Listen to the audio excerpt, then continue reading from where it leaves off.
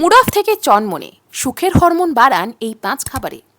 অনেক সময় কিছুই করতে ইচ্ছে করে না, মুড অফ থাকে, তখন খাবার খেয়েই মুড ঠিক করতে পারেন। এমন 5টি খাবার আছে যা আপনার মধ্যে আনবে স্ফূর্তি। ডোপামাইন হরমোন বাড়লে হয়ে উঠবেন হাসি খুশি। কফি। কফিতে আছে ক্যাফাইন, যা মুড ঠিক করে, শরীরে আনে স্ফূর্তি। Dark chocolate. মুড অফ হলে ডার্ক চকোলেট খান, এতে আছে অ্যান্টিঅক্সিডেন্ট, নিমেষেই হবেন হাসি খুশি। মিষ্টি।